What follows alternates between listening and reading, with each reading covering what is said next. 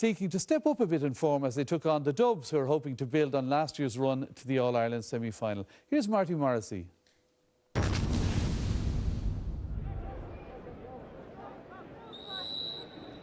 Captain Johnny McCaffrey going for distance again. Great catch, good layoff. Chance of an early score for the Dubs. Conor McCormack, well taken. Sending it back quickly and effectively is Joey Boland. Liam Rush taps it forward, gathers, and now poses a serious problem. What about that for a cracking goal? And Owen Riley is a quality goalkeeper, I can assure you. But Liam Rush cleverly made the space, got inside the cover of Darren Marr, made an angle and hit a rasper. Brilliant goal. Free going to be taken by Owen Riley. Fine puck of a ball, I must say. It's dropping really dangerously in. It could go anywhere. It's bobbling all over the place. It's on the goal line. Is it kept out just about? Here's the pull. Saved superbly and it's rocketed into the back of the net. Neil Foyle on the rebound. And Laois are back in the match. It was a superb crack of a ball by the goalkeeper, Owen Riley, dropping dangerously in towards Neil Foyle and Peter Kelly. Goalkeeper Maguire was there, was between the feet of Kelly, bobbled out, and here comes the hard pull, blocked, and then there was the touch by Neil Foyle. Here's Conor McCormack in a bit of space. There's danger here for Laois. There's a chance of another goal. Oh, what about that for a save by Owen Riley? And Dublin get the rebound and take the point. Keeney coming in to challenge and gathering. Floating it into the space for Liam Rush. Gets inside Darren Marr. There's more trouble. Fantastic goal by Liam Rush.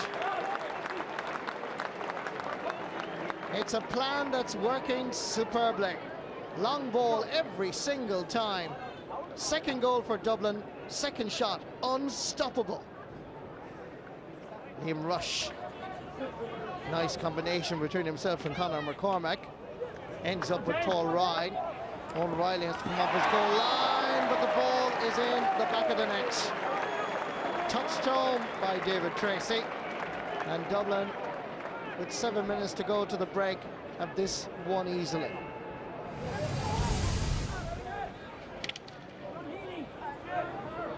Down fires Paul Ryan. Making an angle and scoring a beautiful point. That's his 5th point of the match.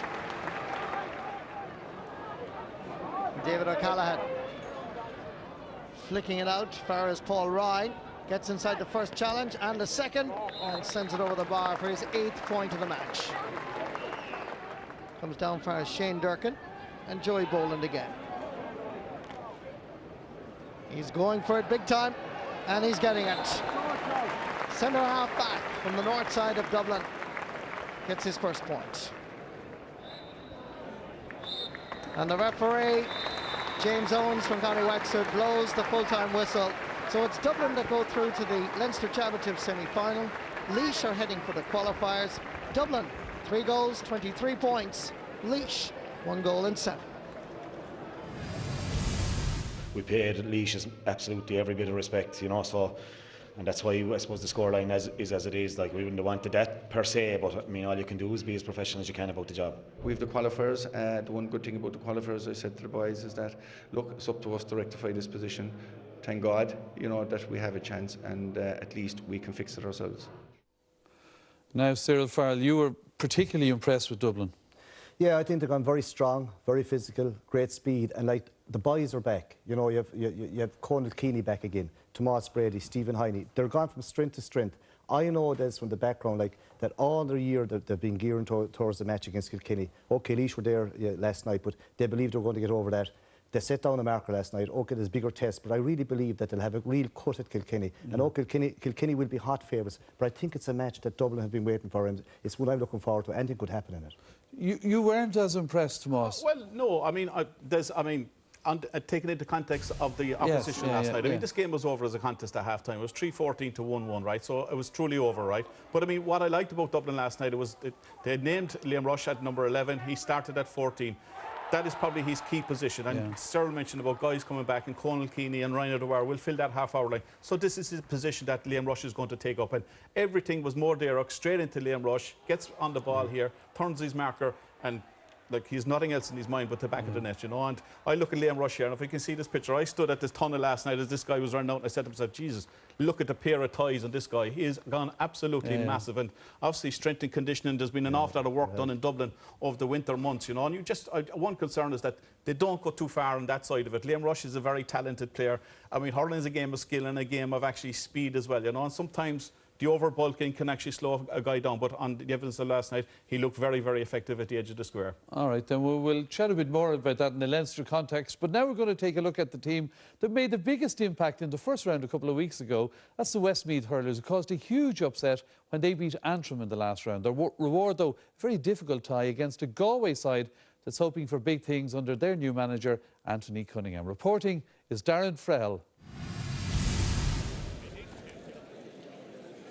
Brian Hanley worked as a selector under Anthony Cunningham with the Galway under-21s 2 years ago. Today he was trying to get one over his native county as Westmeath manager. Galway, playing in white, had to plan without the injured pair of Joe Canning and David Collins. Conor Cooney started in place of Canning, and he made an early impression with 2 early points. Playing into a strong breeze, 17-year-old Niall O'Brien was shouldering most of Westmeath's scoring burden. He scored all but one of their first half total. In truth, the tribesmen never looked threatened in the opening 35 minutes, and a James Regan goal in the 24th minute seemed to put them in the driving seat.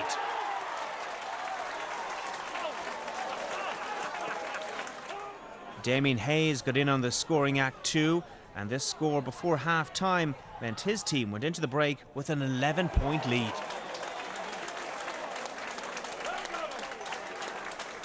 The second period should have been a formality for the visitors, especially when David Burke pounced for a goal early in the half to extend his side's lead to 14. But the 2,500 spectators were to be treated to 7 more second-half goals. Plucky Westmeath hit back with this one from Joe Clark. It marked the beginning of a bizarre 5-minute period in which 4 goals were scored. David Burke got his second here. Teenager Niall O'Brien was one of the Midlanders' outstanding performers, who reacted quickest to score his first goal. Unfortunately, for Westmeath's sake, their opponents were able to keep just 1 step ahead. Cyril Donlan's goal made it 4-14 to 2-6. Goal number 7 of the game went to Andy Smith. Great individual effort from the Bertumna man. Galway had control of the scoreboard, although young Niall O'Brien, now one of 3 minors on the field for Westmeath, proved a real handful. He finished the afternoon with a tally of 2-6. The closest Westmeath ever got to Galway was 9 points, but they did take advantage of some vulnerable defending. Brendan Murtagh scored their 4th goal. Damien Hayes' point ensured Galway ran out 10-point winners. 5-19 to 4-12 the final score. They know they have a lot of work to do ahead of a meeting against Offaly. Westmeath can take some consolation in the fact that they outscore their opponents in the second half. I can only say I'm disappointed from our own point of view that we conceded the goals every time we got back in the game. We let them back in it also, but it's great heart from Ireland. I think the one thing is at the end we were going stronger again, and it just proves that what we are doing is at the end of the games we're still going good, and that's what we'll take from it. Very fine performance from Westmeath as well. Got some fine scores there, and some very, very good play. And so I suppose that's testimony to the work that Brian Hanley has done, and the players have given him a huge response. And you know, that's. But we'd be happy with most of our play. Probably wouldn't be happy with some of the lapses in concentration there for the last 20 minutes. And